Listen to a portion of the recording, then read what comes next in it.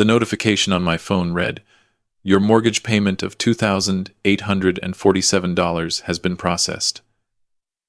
I stared at it for a moment, sitting in my car outside the Home Depot where I'd just bought paint supplies. That mortgage wasn't for my house. My house had been paid off for 20 years. No, that payment was for my son's house.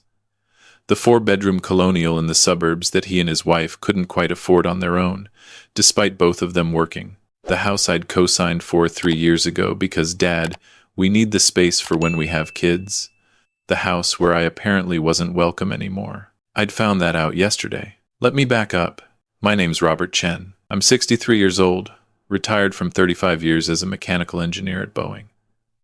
My wife Linda passed away from cancer when our son David was only 12. It was just the two of us after that.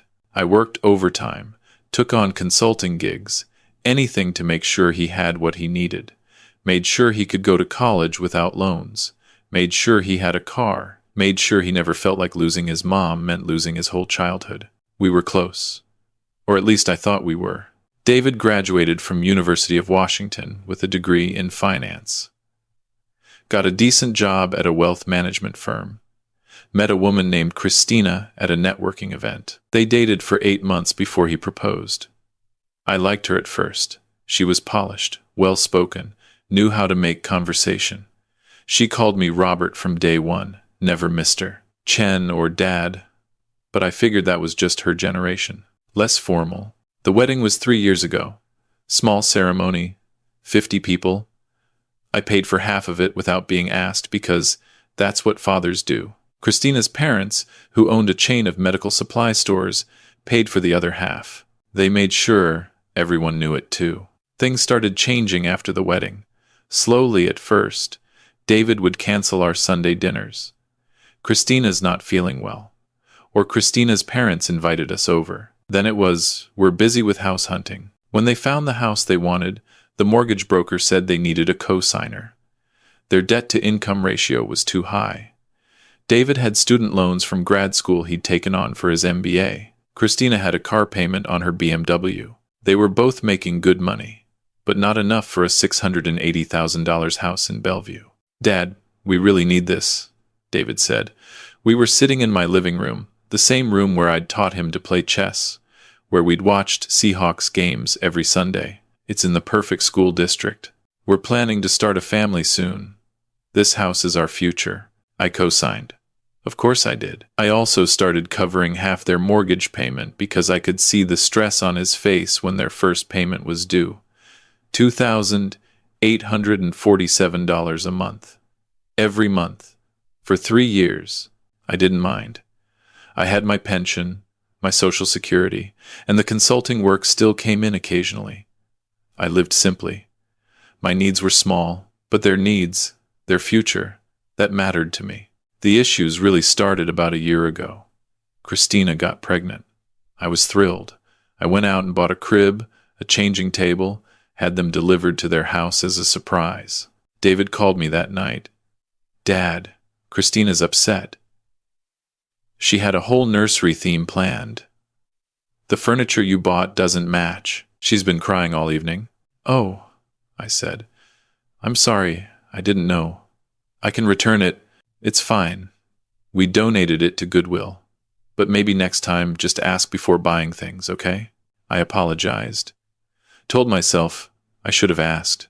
When my grandson Marcus was born, I drove to the hospital immediately. Brought flowers for Christina, a teddy bear for the baby. I walked into the room and Christina's parents were already there, her mother holding Marcus, her father taking photos. "Robert," Christina said from the bed, her voice flat. "We're doing immediate family only right now. We'll let you know when visiting hours open up." I looked at David. He wouldn't meet my eyes. "I'm immediate family," I said quietly. "I'm his grandfather. We're keeping it to parents and siblings right now," Christina's mother said, not looking up from Marcus. "Hospital policy. You understand." It wasn't hospital policy. I knew that. But I left. Waited in the cafeteria for 3 hours. David finally texted me. "Maybe come back tomorrow, Dad. Christina needs rest." I came back the next day.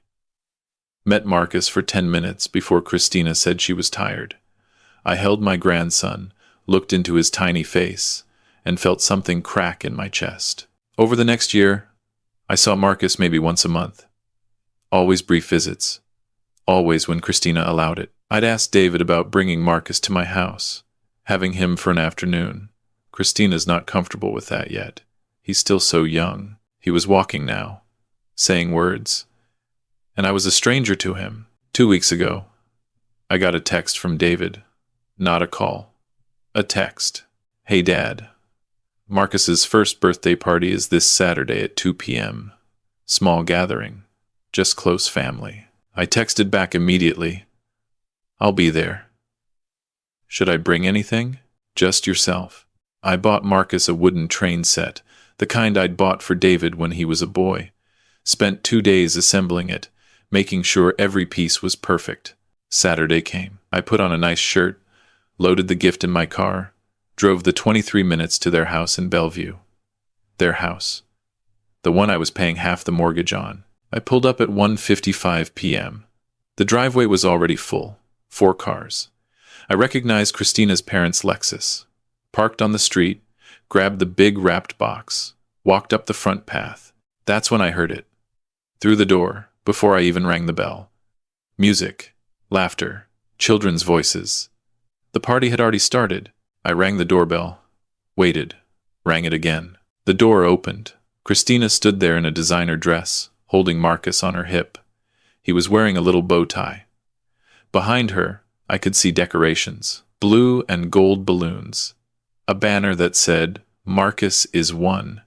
At least 15 people in the living room. Robert, she said. Not hi or come in, just my name. Hi, Christina. Happy birthday, Marcus. I held out the gift. She didn't take it. I'm sorry, Robert. There's been a confusion. The party started at noon. We texted you yesterday about the time change, remember? I pulled out my phone right there, showed her the text. It says 2 p.m. She barely glanced at it. That's strange. Everyone else got the update. Anyway, we're actually wrapping up now.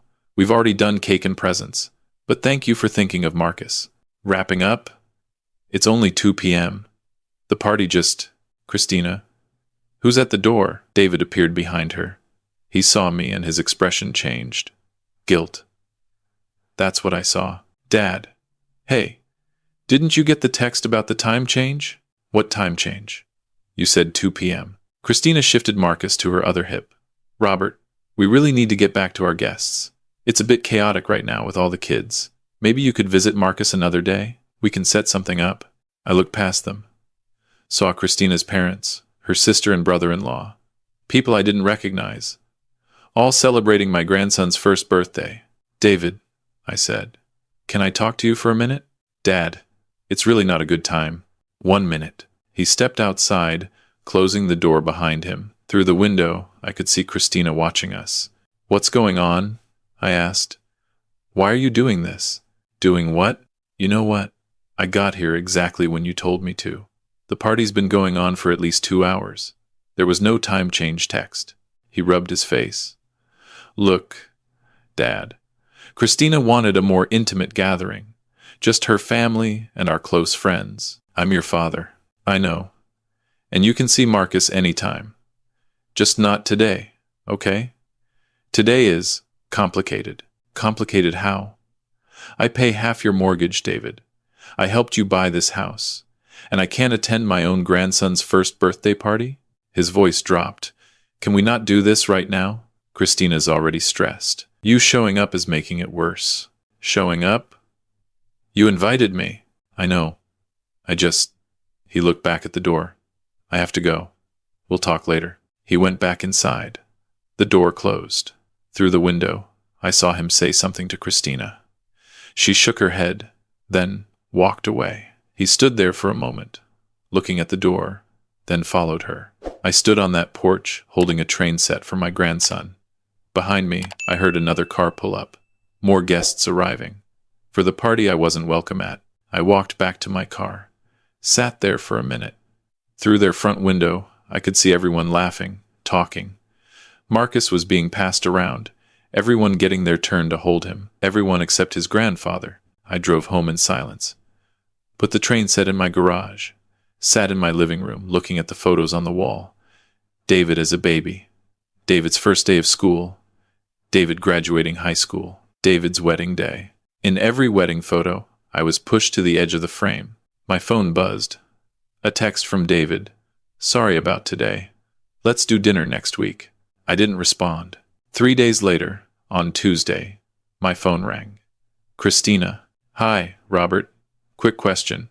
Did you happen to make this month's mortgage payment? The bank sent us a notice that it's late. I was in my workshop, building a bookshelf. Stopped mid-cut with the saw. The payment processes automatically on the 15th, I said. Today's the 19th. You should have gotten confirmation 4 days ago. Well, we didn't receive anything. Can you check on that? We can't afford to have a late payment on our credit. I'll look into it. Great. Oh, and one more thing. The HOA dues increased. It's an extra $150 a month now. Can you cover that too? We're a bit tight this month with all the birthday party expenses. I set down the saw. The party on Saturday. Yes. Kids' parties are expensive. You wouldn't believe what they charge for a balloon artist these days. The party I wasn't invited to. There was a pause. Robert, we've been over this. It was a miscommunication about the time. There was no time change text, Christina. Well, I sent it. I'm sorry if you didn't receive it. Technology, you know. Anyway, about the HOA dues. No. I'm sorry? No. I'm not paying the increased HOA dues. Another pause. Longer this time. I see. Well, David and I will need to discuss this. It's just that we budget based on your contribution, and if you're suddenly changing the arrangement where I pay half your mortgage and get excluded from family events, that's not fair, Robert. We appreciate everything you do. But you can't use money to control our lives, or dictate who we invite to private family gatherings. I almost laughed. Control your lives? Christina, I've never asked you for anything. Not a thank you, not recognition, nothing. I just wanted to be part of my grandson's life. You are part of his life. But we have boundaries. We're Marcus's parents, and we decide what's best for him. If you can't respect that, then maybe we need to rethink this whole financial arrangement. Maybe we do. Excuse me? I said maybe we do need to rethink it. Her voice changed. Colder. Fine. I'll let David know you're pulling your financial support. I'm sure he'll be very interested to hear how his father is abandoning his family over a simple scheduling mix-up. She hung up. I sat there in my workshop, surrounded by sawdust and half-finished furniture. 30 years of Christmases alone so David could have new bikes and game consoles. 15 years of eating top ramen for dinner so he could have the nice school clothes. 3 years of mortgage payments on a house where I wasn't welcome. My phone rang again. David this time. Dad, what the hell? Christina just told me you're cutting us off? I said I wouldn't pay the HOA increase. It's $150. You're really going to blow up over $150? This isn't about the money, David. Then what is it about? Because from where I'm standing, it looks like you're punishing us because you're upset about the party. I'm upset because you lied to me. You deliberately gave me the wrong time so I wouldn't be there. That's not Dad. It was a mistake. Was it a mistake to tell me it was small gathering, just close family when there were 20 people there? Silence. Am I not close family, David? I'm not your father anymore? Of course you are. You're being dramatic. I pay half your mortgage. I helped you buy that house. I've never asked you for anything in return except to be part of your life, part of Marcus's life. And you can't even give me that. We're not stopping you from seeing Marcus.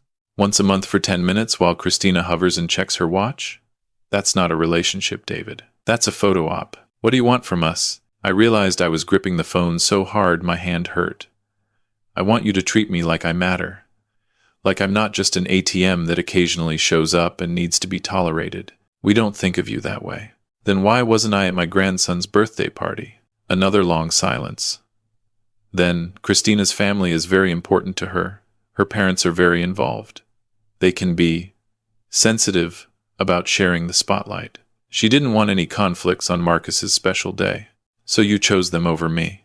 I chose my wife, Dad. That's what husbands do. Even when your wife is wrong? She's not wrong. She's Marcus's mother. She gets to decide these things, and you get to decide nothing? You're his father. This conversation isn't productive. Look, I'll talk to Christina about scheduling more visits with Marcus. But you need to keep up your end of the mortgage. We have a contract. We don't have a contract, David. I co-signed because you're my son, and I love you. But co-signing doesn't make me obligated to pay your bills every month. That was a gift, and gifts can stop. Dad, I need to go. I hung up, turned off my phone, sat in the silence of my workshop. That night, I couldn't sleep. Got up at 2 a.m. and went to my home office. Started pulling files, the mortgage documents, the payment history. 3 years. $102,492 I'd paid into their house. Money that could have been my own renovations, vacations, retirement comfort. I kept digging, found the emails, the text messages over the years. Every time I'd offered to help, every time they'd said yes and thank you. Every time I'd asked to see Marcus and gotten maybe next week or Christina's not sure or let's play it by ear, I found my calendar, counted the visits. 14 times in the past year I'd seen my grandson. Average visit length, 23 minutes. I pulled up my bank account, looked at the automatic payment scheduled for the 15th of next month. Another $2,847. I canceled it. Then I opened my email and wrote to my lawyer, Tom Morrison. We'd gone to high school together, stayed friends through the decades. He'd handled Linda's estate after she passed. The email was simple. Tom, I need to discuss my options regarding a co-signed mortgage. Can we meet this week? He replied within an hour, even at 3 a.m. My office, Thursday, 10 a.m. Bring all documentation. Thursday morning came. I brought everything. Tom sat across from me in his office, overlooking Lake Washington, reading through the papers. Okay, he said finally. So you're a co-signer, but you've been making regular payments, substantial payments.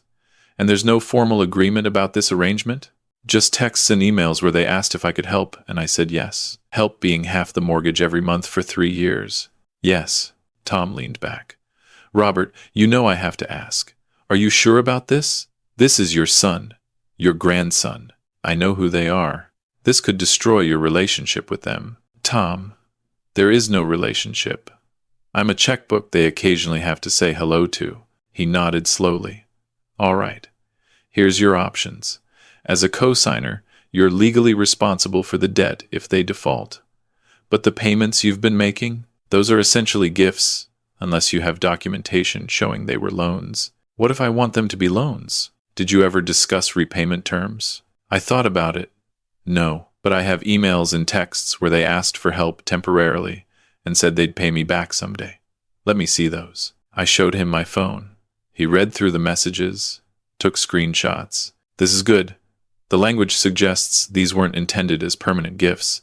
They acknowledged it was temporary assistance. That gives us grounds to claim these were informal loans. And you can demand repayment. Probably won't get everything, but you can try. However, he leaned forward. There's another angle here. You're currently on the mortgage. You're equally liable. If you want off that mortgage, David and Christina need to refinance in their names only. Can they do that? Maybe. Maybe not. Their income needs to be sufficient. If it's not, they'll need to sell the house. I thought about that. The house they'd been so desperate for. The house in the perfect school district. The house where I'd never been truly welcome. Let's pursue both, I said. I want the money back that I paid, and I want off the mortgage. Tom looked at me for a long moment. This is going to get ugly, Robert. It's already ugly. I'm just making it official. He drafted the letter. Formal demand for repayment of loans totaling $102,492 plus interest. Also formal demand that I be removed from the mortgage within 60 days or the house would need to be sold. Are you sure? Tom asked, his finger over the send button. I thought about Marcus's face, how he didn't know me, how he might never know me at this rate. Send it. The letter went out Friday afternoon via certified mail. David called me Saturday morning at 6:47 a.m. What the fuck, Dad? I was in my kitchen, making coffee. Looked at the caller ID, considered not answering. Answered anyway. Good morning, David. Don't good morning me. We just got a legal letter saying you're suing us for $100,000. $102,492. Plus interest. Are you insane? You can't do this. I can, actually. Tom Morrison says the documentation is clear. Those were loans, not gifts. Loans? Dad, you offered to help. We never agreed to pay you back. I poured my coffee, put it on speaker. Your texts say otherwise. Thanks for helping temporarily. We'll pay you back someday, just until we get on our feet. That's just things people say. You can't. You're really doing this? Over a birthday party?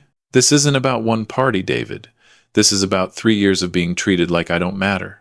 3 years of paying for a house where I'm not welcome. 3 years of being kept from my grandson. You're not being kept from him. Then why have I seen him 14 times in the past year? Why does Christina schedule me like I'm an inconvenient doctor's appointment? She's his mother.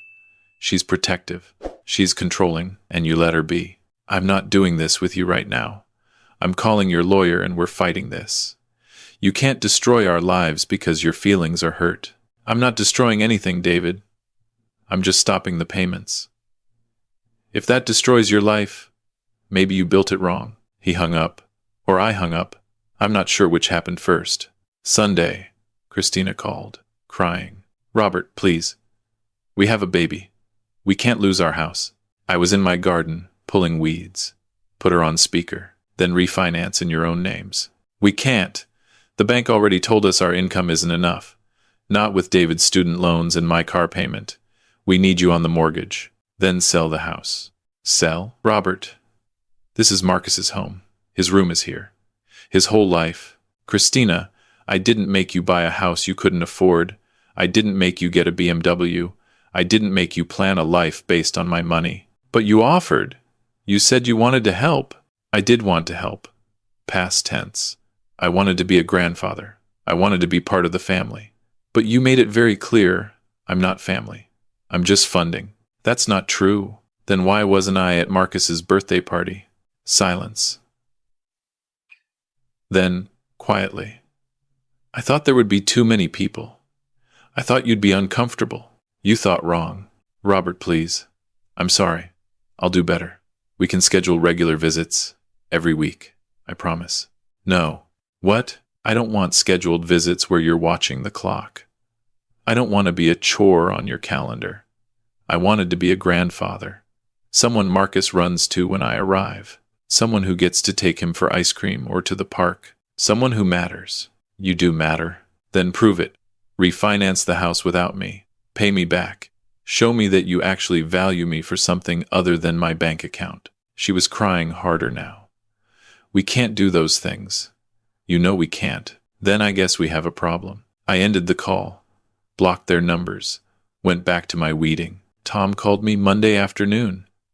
David's lawyer contacted me. They want to negotiate. What are they offering? They'll acknowledge the money as loans. Set up a payment plan. $500 a month until it's paid off. In exchange, you stay on the mortgage and don't force a sale. I did the math. $500 a month on $102,492. That's over 17 years. Tell them no. Robert, I'm 63 years old, Tom. In 17 years, I'll be 80. You think I'm going to live long enough to see that money back? No. Full amount within 6 months, or they sell the house. They can't come up with that kind of money. Not my problem.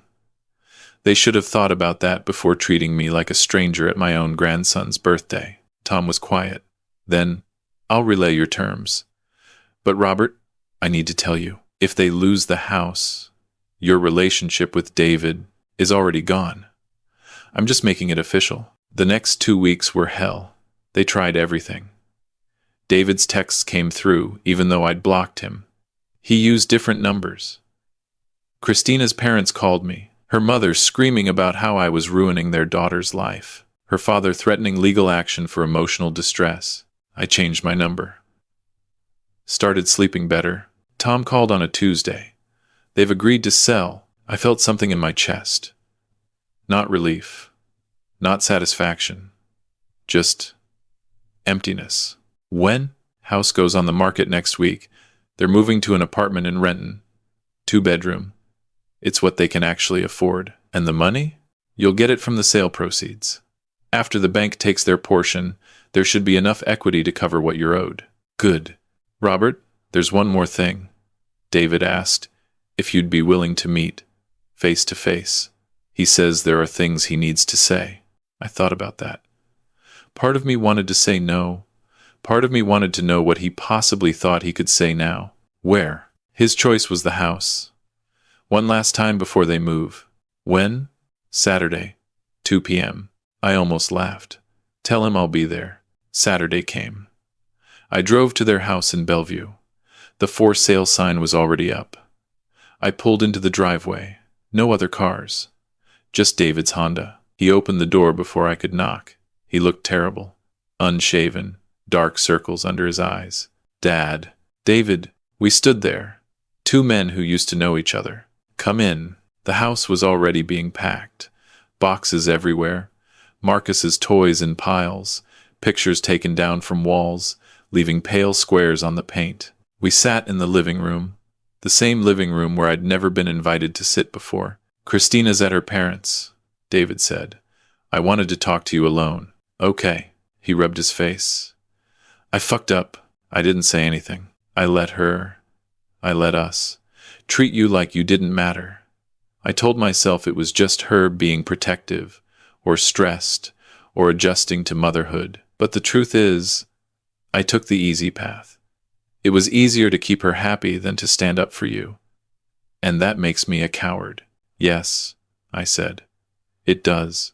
He flinched. The birthday party.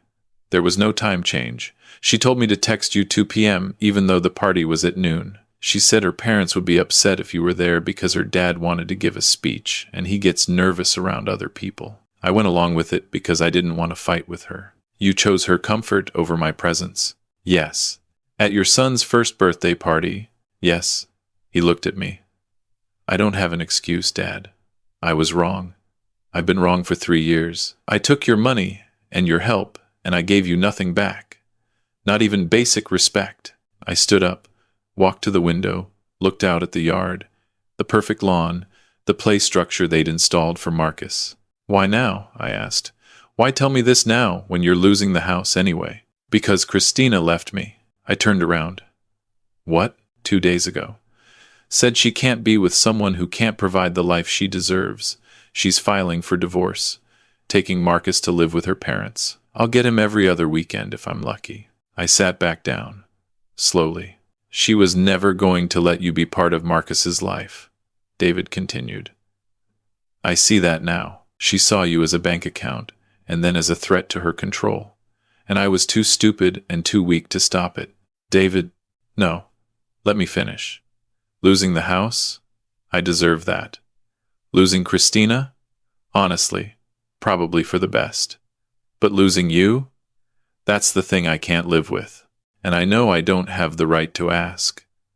But I'm asking anyway. Is there any way we can fix this? I looked at my son, the boy I'd raised alone, the man he'd become, the mistakes he'd made. I don't know, I said honestly.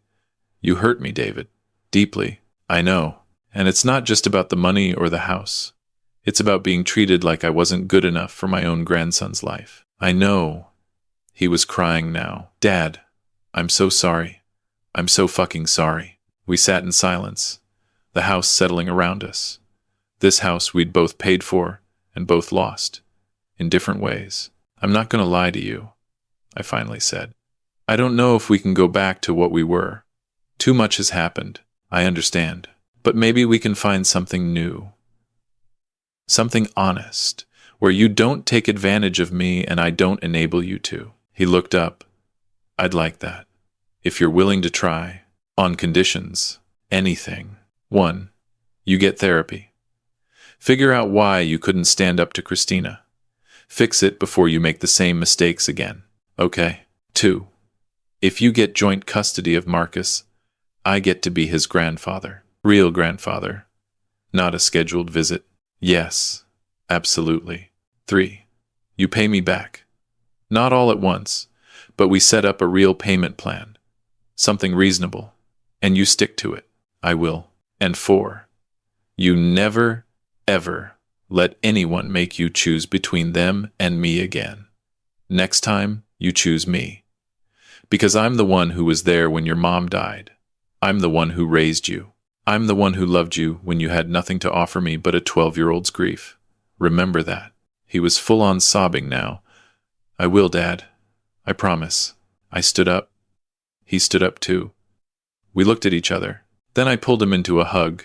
He collapsed into it like he was 12 again, and the world had just ended. "I'm sorry," he kept saying. "I'm so sorry." "I know," I said. "I know you are." We stood there in that empty house. Two men trying to figure out how to be father and son again. That was 4 months ago. David moved into a 1-bedroom apartment in Renton, started therapy twice a week, got a second job doing weekend tax prep to pay me back faster. He sends me $300 every month now. It's not much, but it's consistent, and it's his money, earned by his work, not asked of me as a favor. Christina did file for divorce. The custody battle is ongoing. Her lawyers tried to paint me as a vindictive grandfather who destroyed their family home. David's lawyers presented the text messages, the pattern of exclusion. The judge wasn't impressed with Christina. Last week, David got expanded visitation, every Wednesday night and every other weekend. He brings Marcus to my house on Wednesdays. The first time Marcus came over, he was scared, didn't know me, cried when David left the room. But the second visit, he let me read him a story. The third visit, he asked for the cookies I'd made. Last Wednesday, when David's car pulled up, Marcus pointed at my house and said "Gamp," his version of Grandpa. He ran to me when I opened the door. I cried later, after they'd left. Good tears. The kind I hadn't cried in years. David and I are rebuilding, slowly. We have breakfast together every Sunday at the same diner we used to go to when he was a kid. We don't talk about Christina much. We talk about Marcus, about work, about the Seahawks. Normal things. Father and son things. He's different now, more honest, less willing to avoid hard conversations. Last week he told me Christina's been asking him to put in a good word with me about letting her move back in with him. "What did you tell her?" I asked. "That she'd have to ask you herself if she wanted something from you. That I wasn't going to be her messenger anymore." I nodded. "Good. She hasn't asked. I don't think she will. She's too proud." "That's fine. I don't need her apology." "Don't you want one?" I thought about it. "No. I want her to be a good mother to Marcus. That's all. Everything else is between her and her own conscience." He smiled a little. "When did you get so wise?" "About 3 years too late." We both laughed. It felt good. I still live in my same house. Still do my consulting work, though less of it now. I spend more time in my workshop, building things. I made Marcus a train set, the one I'd originally bought him.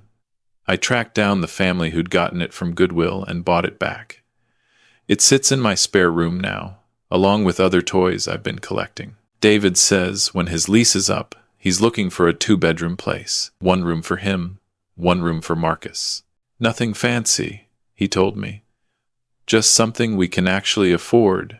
Sounds perfect, I said. Last night, I got an email from Tom Morrison. The final payment from the house sale came through. After everything, I got back $98,000 of the $102,492 I'd paid. Close enough. I transferred $30,000 of it to a trust fund for Marcus's college education. David doesn't know yet. I'll tell him when Marcus is older. The rest I'm keeping for myself. Maybe I'll travel. Maybe I'll finally renovate my kitchen. Maybe I'll just sit on it and enjoy the peace of mind. Because here's what I learned. You can't buy your way into someone's life. You can't pay for respect. You can't mortgage your dignity. For 3 years I tried. I thought if I just helped enough, gave enough, sacrificed enough, they'd see my value. They'd include me. They'd love me back. But love doesn't work that way. Respect doesn't work that way. Sometimes the kindest thing you can do for yourself is stop paying for a relationship that costs more than it's worth. And sometimes the only way to save what matters is to let go of everything else. I still don't know if David and I will get back to what we were. Maybe we won't. Maybe we'll build something different instead. Something more honest even if it's smaller. But I know this.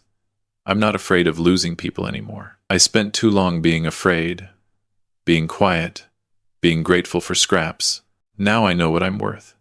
And I won't settle for less than that. Not for anyone. Not even for my own son. Marcus is coming over tomorrow.